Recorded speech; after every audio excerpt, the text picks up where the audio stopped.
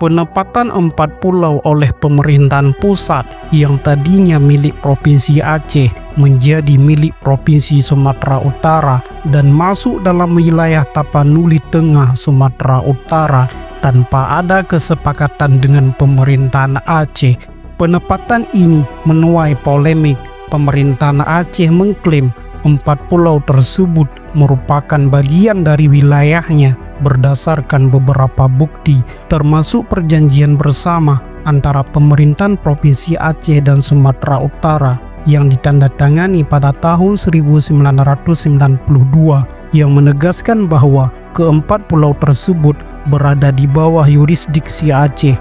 Antara lain adalah bukti fisik seperti prasasti dan dokumen kepemilikan serta peta dan undang-undang yang memasukkan pulau-pulau tersebut ke Aceh.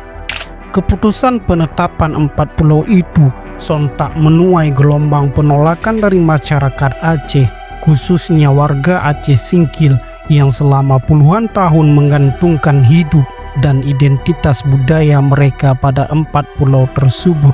Pulau-pulau itu bukan sekedar gugusan titik di peta, melainkan sumber mata pencaharian, tempat tinggal musiman nelayan, serta warisan sejarah dan budaya Aceh yang telah terawat sejak lama. Masyarakat Aceh, terutama di Singkil Utara, secara aktif membela klaim mereka atas pulau-pulau ini dan menolak upaya pemerintahan pusat untuk menyerahkan ke Sumatera Utara. Perdebatan tentang sengketa pulau ini dapat memperburuk trauma sejarah konflik di Aceh dan menimbulkan dampak serius pada hubungan antara pemerintahan pusat dan masyarakat Aceh.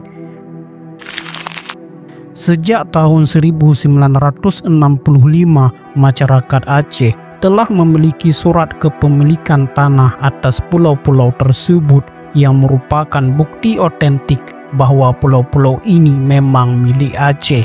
Selain itu, ada penemuan bukti sejarah baru yang memperkuat posisi Aceh sebagai pemilik 4 pulau tersebut. Sebuah arsip penting peninggalan Hindia Belanda yang menyebutkan secara jelas bahwa pulau-pulau tersebut masuk dalam wilayah administratif Singkil di bawah residen Aceh. Dalam penemuan itu, terdapat surat laporan dan catatan resmi kolonial Belanda. Di surat tersebut tertera tanggal 8 Juli tahun 1925 yang dibuat di Kutaraja, Banda Aceh dan dikirimkan ke Direktur Dalam Negeri di Weltevreden yang sekarang Jakarta. Surat ini menjelaskan secara rinci organisasi wilayah Singkil, batas-batas administratif, serta kondisi-kondisi masyarakat hukum adat saat itu.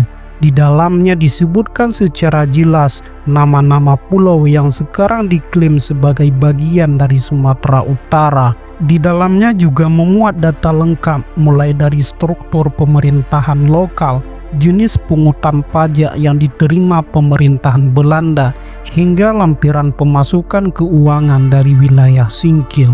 Dokumen ini terdiri dari 76 halaman, semuanya berbahasa Belanda, termasuk 2 lampiran resmi tentang penerimaan pajak dari wilayah Singkil untuk residen Aceh saat itu. Dokumen ini membantah narasi yang menyebutkan bahwa pulau-pulau itu telah menjadi wilayah sengketa sejak tahun 1928. Faktanya, dalam arsip tahun 1925 ini tidak ada sengketa apapun dengan Sumatera Utara. Ini bukti otentik bahwa pulau-pulau tersebut sejak dulu adalah bagian dari Aceh. Pemerintahan pusat dan beberapa pihak lain mengklaim bahwa pulau-pulau tersebut sebenarnya termasuk wilayah Sumatera Utara, meskipun ada bukti-bukti yang menunjukkan sebaliknya. Klaim yang sepihak dan tanpa melihat sejarah dan bukti-bukti dapat menimbulkan perseteruan yang panjang, bahkan akan membangkitkan semangat perjuangan rakyat Aceh.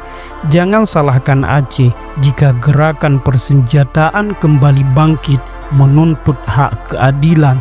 Jika dengan suara tidak didengar, maka senjatalah yang berbicara.